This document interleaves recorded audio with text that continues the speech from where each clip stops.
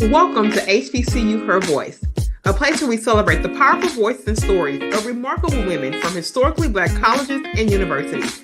I'm your host, Shanadra Washington, a proud HBCU graduate myself. I'm thrilled to bring you this platform dedicated to amplifying the voice of our community.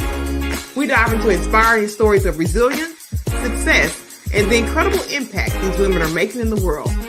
From trailblazing entrepreneurs to innovative leaders, we bring you the stories that matter, showcasing how HBCU experiences shape paths and fuel passions. We'll explore challenges, victories, and wisdom.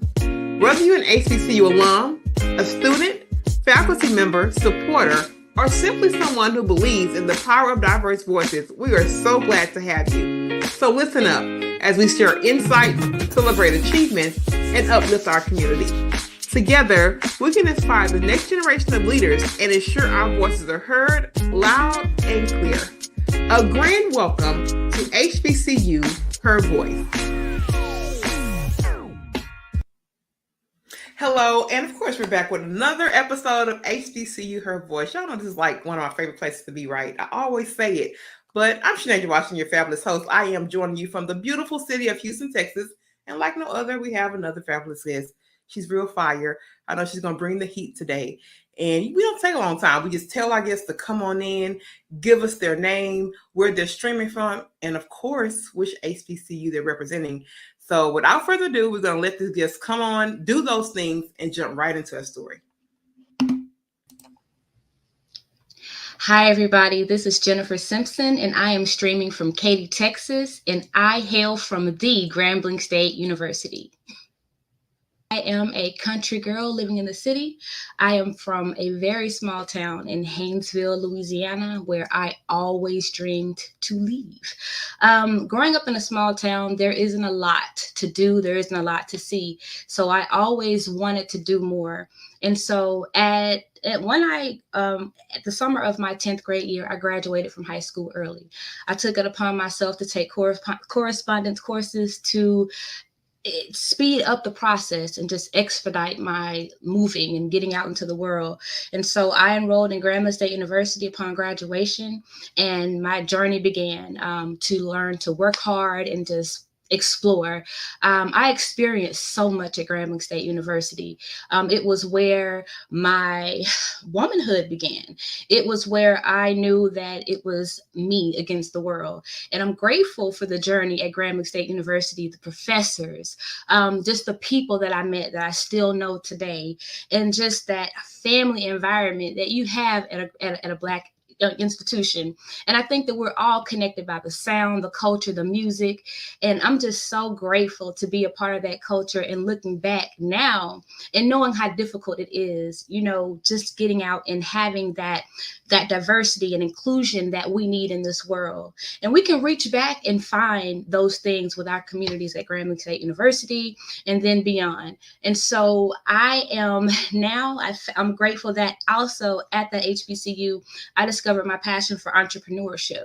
So I started a company, Art2lectual Creative Consulting, which before was JNO's Public Relations. And through that entrepreneurial journey, I have really been able to learn who I am. I've learned who is for me. I've learned who is against me. And I've also just learned how to pick myself up and keep going. And I always attribute a lot of that knowledge and success and wisdom to my roots at Grambling State University, because that's where I learned to strive and survive on my own. So I'm grateful for this opportunity to tell my story, and I'm grateful to be able to connect with other women. In my business, Art2lectual Creative Consulting, I help several women. I've helped men too, but it seems like for the past 10 years or so, I have really been working with a lot of women doctors in particularly, and a lot of them are Black women doctors. And I'm grateful to be able to be a liaison to these women and to help them find their voice and to help them see how great they are, specifically for their journey alone. And so again, I'm grateful for this opportunity and for you all to hear me out. And I hope that you'll follow me and connect with me and learn learn more about my journey, and if there's anything that I can do for you, let me know. Follow me on Instagram at Art2lectual, and my website is www.art2lectual.com. So yeah, if you have any questions and you want to learn more about me, I would love to connect with all of you on Instagram. I'm silly, I'm country, but I'm very professional and I'm very insightful, and I love to see everyone win. Oh, I love it. And before we came on the show, we talked about that power and encouraging other people to win so that we all win together. That's so important that we do that. But just in your introduction, you said something that kind of made me have to pivot here. You said, I went through this process of knowing who I am. I did. Right. And there are so many people that are struggling with knowing who they are. I want you to talk about their process a little bit, and what in their process, or what was that shift moment to where you kind of felt like, oh, I got it. I know that I am Jennifer Simpson, and without a shadow of a doubt, I am showing up in the world as Jennifer Simpson. Absolutely. I think we give ourselves a false sense of security when we have a community of people that we've seen all of our lives rooting for us. And then especially when you're younger, because there are people who will be there for you. But then when you move along in life, you realize that you absolutely have to get it. And I think that when I started to, I guess, kind of lose my shell and that protection and shield, when you move away from an area, you're kind of really isolated. So when you realize that, okay, I'm failing, and then I think failing, there's so much power in failing, the fear of it and actually doing it, that you either sink or swim at that moment. And so, everything that I've done, I realized, I always thought it was because someone was helping me or it was because someone was rooting for me. But honestly, what I discovered was I did it. Like, nobody gave me the blueprint to anything in life. Nobody told me, Jennifer, go graduate from high school early. I just did it because I wanted to. I grew up in a very rural home. I grew up in the home that my mom grew up in. So imagine that. I didn't come from, money and glamorous things. So I always saw my mom working. And so those things were instilled in me. And so those things being instilled in me also helped me realize that, okay, Jennifer, this is who you are. You've always strived. You just have done things innately that have helped you move forward. And even though I'm doing this, I'm thinking still, I'm 44 now. I just turned 44 this year. So I would say the 40s have been the most eye-opening. But even in my 30s, when I was really, building the business, I realized that I'm thinking somebody's rooting for me, but they're not. I'm just doing it all on my own. And so I had to convince myself that it's okay to realize that you're powerful. I asked my husband, I was like, baby, is it okay to say I'm powerful? When you're from the country, you're raised to do well, but you're raised to be humble. And so it was so deeply ingrained into my spirit that I didn't give myself permission to accept all the things that I've done. It doesn't matter that I've worked with celebrities. It doesn't matter that I've done all these different things. I'm not even impressed by the things that I've done because I'm so committed to being humble. And so when I stepped back and saw what I had done by myself, I realized, girl, you got it. And you know who you are because you've always been that person. And it wasn't anyone that I had to create. It was just who I was. And it's who I am today. And something very good about what you said. I remember when I wrote my book and I talked about this thing, especially as Black women, some of the things that we are taught hinders us from really stepping into that place. Because you mentioned that being humble piece, right? You gotta, don't brag too much now. It's not. It's not a thing about that. So a part of me in that journey of figuring out this is Shanasia Washington, and look if you bug, do whatever. Yeah. This is Shanasia Washington, and to get here took that unwriting of what I was taught, and they did the best they could with what they knew, right? So this right. Is That's bad. right. But to come from a place of that kind of being the norm and having to step out and do that, it's a walk. So I tell people that work is something you mentioned other people cheering you on. It's not about those other people cheering you on. It's about that internal work that you have to do to get to a place to where you can live in who you are authentically. Yeah, there is really no way around that, doing that inside work. You know, you can keep trying to not do it, but you're going to always get back to that space where you have to get there. So, yeah. So thank you for shining light there, because it's so important that so many women hear that. Now, in the research, Dr. or Jennifer Simpson, let me say this. You said this.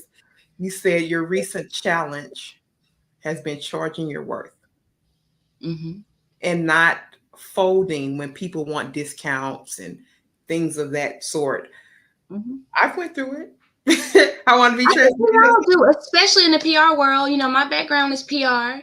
And that's the hardest. It's so hard for people to see what the value of those things are. So yeah, and I wanted you to talk more about that, because now that you're coming out of that, there are so many people that are tuned in to this show and hear it, no matter if they hear it fresh or 6 months down the line, they're going to be in that place. They're going to be in that place of saying, okay, maybe I just lean in just a little bit because I need to get it done, or, you know, I just need the money right now, or I just want somebody to see me as valuable. I want you to talk about the importance of charging your worth and really that transformative piece. What's happened after I've charged my worth? Okay, so I can say that I have spent enough years not charging my worth and knowing how that made me feel to know that moving forward, I have been tired of making myself feel that way. We tend to do a whole lot more work for less. And so years of experience in that have given me just the gumption to go in and reevaluate even why I don't think I'm worth it. If you've done the research in your area of work, an area of experience, and the cost is what it is, then you can do it. I mean, that proves and that gives you permission to say, I have the audacity to charge XYZ for this because this is the price range of it. You know, I love seafood. I don't know. I'm from Louisiana. So prime example. Sometimes you may go to a seafood restaurant and you don't know what the price is of crabs or shrimp or whatever you're ordering. It'll say market rate, but you want that and you need it. So you'll go pay that cost and you Google and see what the market rate is. You're like, oh, okay. $10 a pound, $20 a pound, whatever the amount is a pound, you pay it. So apply that same analogy to your business and your life. Do the research, find out what it costs to do that business. Help your client understand the breakdown of what it costs to do that business and ask them, do they want a job well done or do they want a shade tree job? Because you're rolling up on me with shade tree prices. And if you help your client see the value in the time and effort that it takes to do the job, then you'll help them understand the value of the investment. And, you know, it took a lot of time to get there, but I have been able to do that consistently. And one way that I was able to make that shift in the first place was to really break down my own brand persona. As a marketer, you know, I tell my clients, you know, help them break down their brand persona, but I had to, identify who I wanted to work with and what type of client or what type of customer. And my first thing is, you know, starting out in the entertainment world, I think a lot of, I was a publicist for years in the entertainment business. And there's so many horror stories because you work hard and then you don't get paid sometimes. And these are people with money. So there's no explanation for that.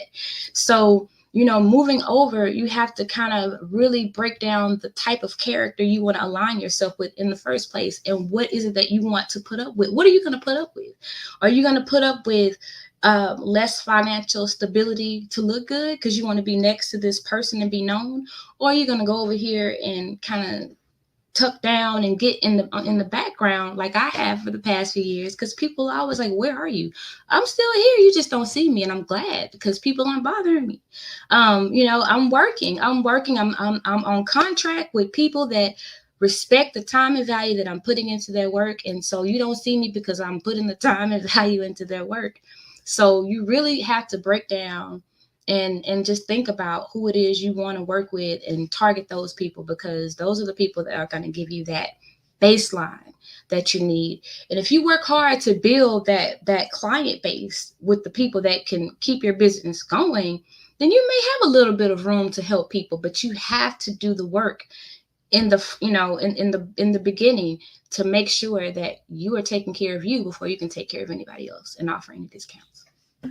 That's so good, because that on the front end, that work, that real kind of groundbreaking work is going to be really what sustains. So getting it right in the beginning and saying, like you said, this is my persona, this is the price, and this is how I'm going to move through this market. Because if you don't, you're going to get swallowed.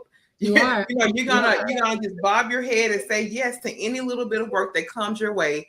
And that's no way to run a business. Let me just say that. That's not business at all, Shanedra. I learned that. That's not, because, especially when you're new in business, you still are stuck on who you are as a person. Oftentimes in the service industry, that stems from a heart of service. And so you're thinking you're helping people and you're, fulfilling your own self by helping people. But you have to realize that you're a business, and people are going to let you help them as long as you will. They're not going to tell you that, oh, I know you're worth more than that. You have to decide, I'm worth more than that, and let me go ahead and get my money up front. You mentioned a pivotal time in 2013 when you worked with the NFL player, and that was pivotal for you because you started to basically unlock your value in your work and things of that sort. Can you walk us through that experience a little bit, and what in there was the shift to start moving closer toward charging market rate? Okay. Yeah. So, at that time, 2011, my husband and I moved to Houston. So my husband was a musician. He was doing a lot of shows and things at the time. And that's why I did PR in the first place. I never thought I wanted to do PR. I just did it because it was what was needed. But also in that process, I was working temp jobs. I did so many temp jobs. I got so much experience. Like, I can do everything. Oil and gas, procurement.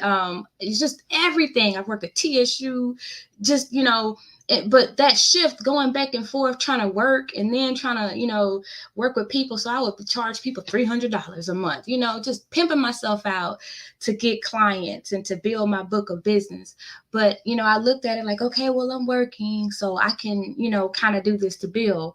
And it just got to a point, like, doing that, as I work with people, helping people help me build my name and help people see what I'm capable of in the industry. So I had the opportunity to connect with people that were able to lead me to that NFL player, like working with, H-Town, and then connecting with their manager. And then somehow their manager was dating the NFL player's sister. And like, it was just a whole referral thing because he believed in my work, RIP, Darvin Phillips. But, at the same time, when I got that opportunity to work with Antonio, I started working those temp jobs. Antonio Smith, if anybody wants to know, the Ninja Assassin with the Texans was my first, client that I was able to have a consistent annual contract with, that, I could replace my income and work, solely on building my business. And so just finally getting the opportunity to do that let me know that I would never go back in the other direction. Nobody else was going to pay me less than at least less than what he paid me, because that was my worth. And, and I was still fair with him. I was not greedy. They became a part of my family, and those people helped me realize, and today they are still a part of my family, have helped me realize, even when I lacked the confidence, because at this time I'm still about 3 years in, starting my business. So they helped me build the confidence that I'm enough, and that, I'm intelligent enough to handle things that people didn't even know they needed. And I think that's where I learned that, even though I'm a marketing consultant, I'm also a strategic planner that goes into so many different facets in my clients' lives. And I think that's what makes me different, because I truly submerge myself into my clients' lives, because if they're not successful, I'm not. And so I try to do what I can to get them to where they need to be. So I'm grateful for that opportunity and connecting with them and truly learning and trusting myself in that process and having that financial stability during that time. Oh, that is so beautiful. And I wanted you to share that because sometimes it just takes that one moment, right? It just takes that one opportunity, right? It And does. if you can capitalize on it, do the right thing, treat the customer fairly, Right. it can really open doors, right? And I share transparent walks with me because for me, even as we're sitting here today and I'm having a conversation with the beautiful Jennifer Simpson, Shanasia Washington ran from what she's doing now. You know how many times that people you need to just sit down and talk to people. That's what you do best. Yeah. That is the thing, right? So I had to toy with that for so long. And when I finally said, you know what, I'm just going to do it. Okay. We're going to get the rules going. I'm going to treat my guests as the esteemed guests they are. And we're just going to do this thing. And in just a short recording window, as of the time that we're recording this, the caliber of my guests, y'all, stop playing with me. You can't listen. That's that law of attraction. It's just what's supposed to happen. I said there's been so many good things and so many bad things happening. I say, Lord, whatever you're doing in this season, I receive it because, we pray and we ask for him to remove the bad things, and we pray and ask for the good things. And so we can't be surprised when they start happening. And sometimes the things that are moving out of our way is us. So, congratulations for finally listening to your heart and your friends that put you here, because this is a beautiful platform to be on. And, this is really the first time I've been doing PR and all that for years. I never really focused on putting myself on the forefront. And so, I'm grateful, for you to even have this platform and to be able to do it in this way, where I'm just really able to help people know who I am, because I never really let people in to know who I am. I think I'm pretty cool. I think I'm pretty inspiring, and I love people. And I'm always willing to add to people and give them good advice to help them move forward. So I'm just grateful that people can see me on your platform. Keep doing it. Keep finding us. I mean, and I have to, and we talked a little bit before we started to film about the power of us doing that and being intentional in doing that. I mean, just in a short time, I've learned so much about Jennifer. And Jennifer, like right down the street, she said, Katy, Texas. Girl, I'm in Houston. I just have to take a trip down Little York, and I could be in Katy in no time. But the fact that Jennifer is essentially in my backyard, and I'm getting a way to connect to her shows the power of something that you're sitting on. The person that you need, it might literally be next door. So this is testament to you getting out of your own way and making that thing happen, standing on it and moving, not in perfection, moving excellence, but not perfection, but to be able to get some of these things done. Right. Actually, this because you said this in your form, and I can see that you're a nurturer. I can sense the importance of customer service to you. I've kind of picked that up from us talking and me researching and digging. You are scaling, right? And I know that you want to keep this personal feel to your business. And it's something that I think about often too, because I don't want to lose that essence, right? I want it to still have an essence of Shanasia. It still feels authentic. It feels like something that she touched and put her hand on. Right. Where are you in that space? Because I know that sometimes it gets tough, and I'm even thinking about this as we record.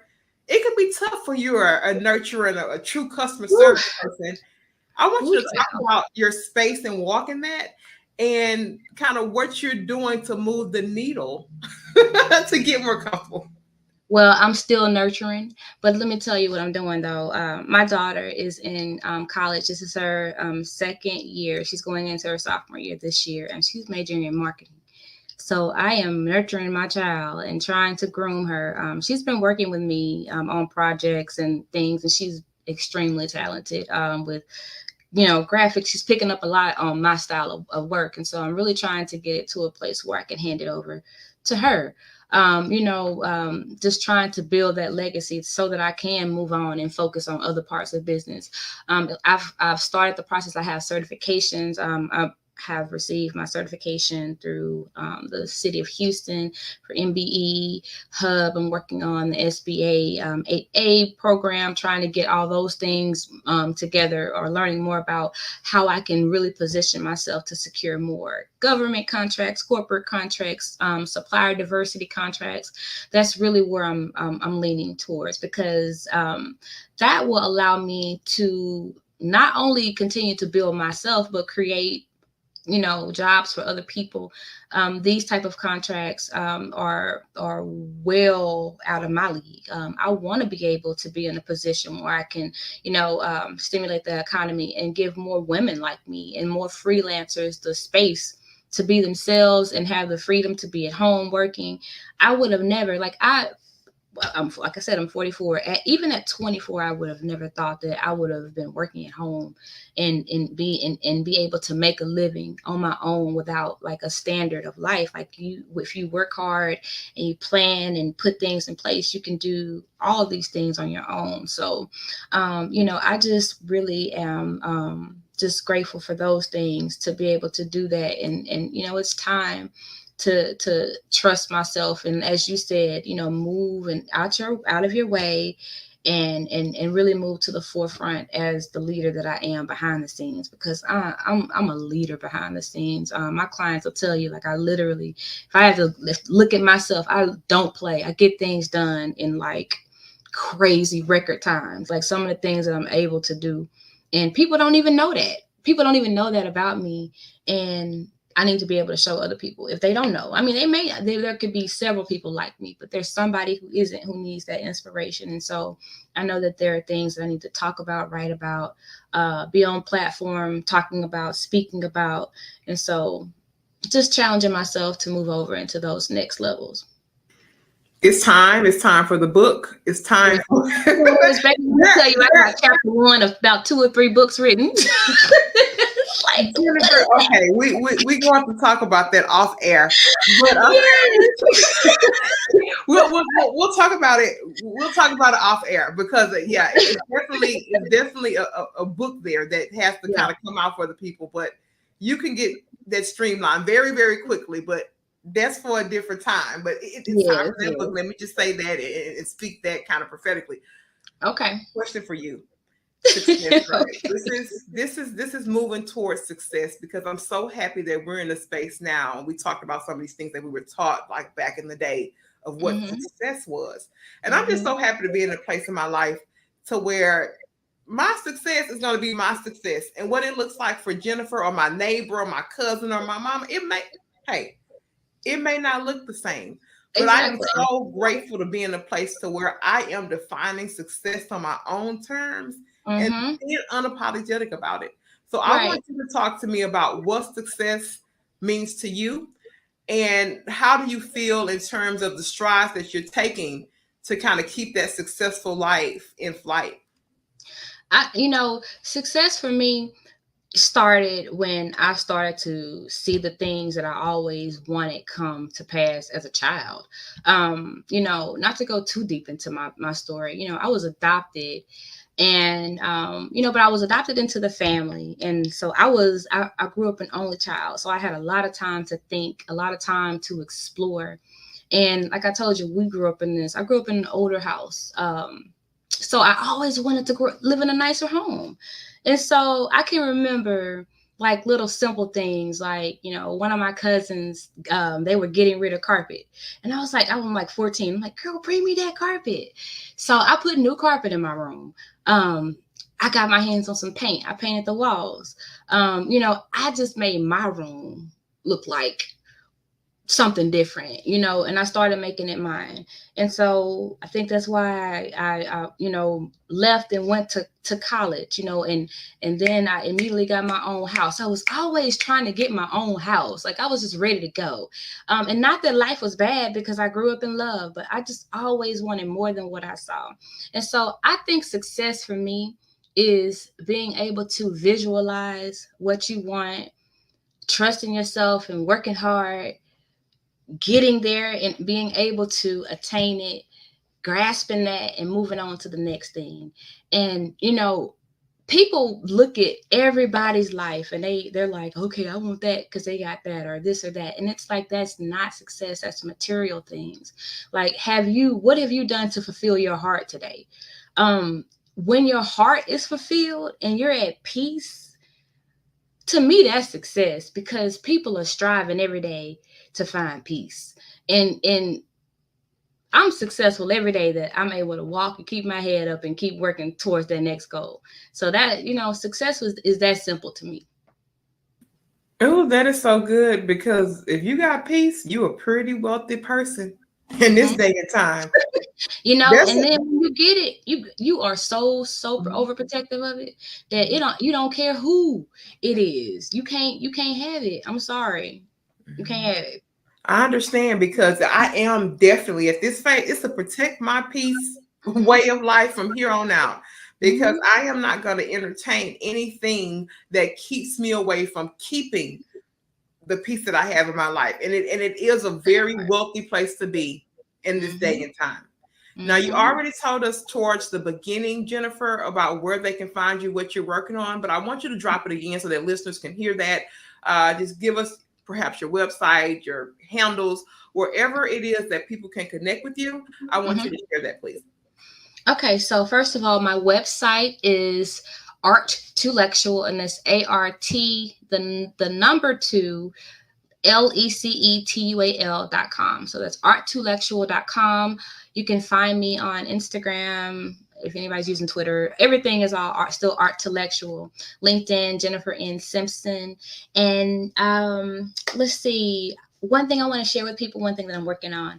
I am working with one of my clients, Physicians Working Together, where I serve as the Director of Communications. I've been working with them for about 6 years now, and we're extremely excited because we started a medical student scholarship program in 2019. And so this year to date, we just recently awarded 9 scholarships since then. But what I'm super excited about is I had a vision about the Med Gala. And so I made the announcement around the time the Met Gala was happening, because obviously I played on the name of the Met Gala. But this is the Med Gala, which will benefit medical students. And so this gala will be held in Columbus, Georgia. So we're preparing to build this out. We're looking for partners. So if there are any companies that want to align with building our medical student community and keeping doctors in our future, because there's been a decline in enrollment. And so if we can keep medical students in school, then we can ensure that we'll have healthcare and doctors who will continue to keep us healthy in the future. So y'all follow me for that, and follow Physicians Working Together to learn more about the Med Gala. Oh my gosh, I love Med Gala. That is that is wonderful. So you guys make sure that you stay in contact with Jennifer. If that is something that interests you.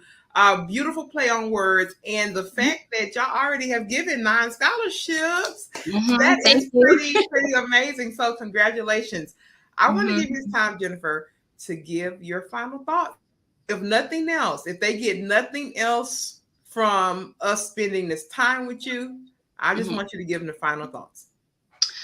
My final thoughts are love still works. Love is an easy effort. And when you see struggle to the left and to the right of you, no matter what it is, even if it's hate given to you, keep joy in your heart. And I think no matter what you're doing, it'll continue to be prosperous, and you'll prevail because you've learned how to center yourself and maintain, and learn how to keep other people encouraged, because sometimes people just don't know how to encourage themselves. And that's it. And that's all. Love still works. I love it. I love it. I love it. I love it. Let me tell you this. Thank you. This has been a beautiful space I think we've had with each other. I pray to give it to you guys. So if you are looking to come on the show, of course, reach out to us. Y'all see our guests are fire. So, have your I hope this fire too. Let's have your games together, when you come. But at any rate, you know that we love you. It has been a fabulous episode with Jennifer. She is absolutely beautiful inside and out. And I'm so happy and privileged that I have been able to have this conversation. As always, I love you. And we'll be back, of course, again with another amazing woman on HBCU Her Voice.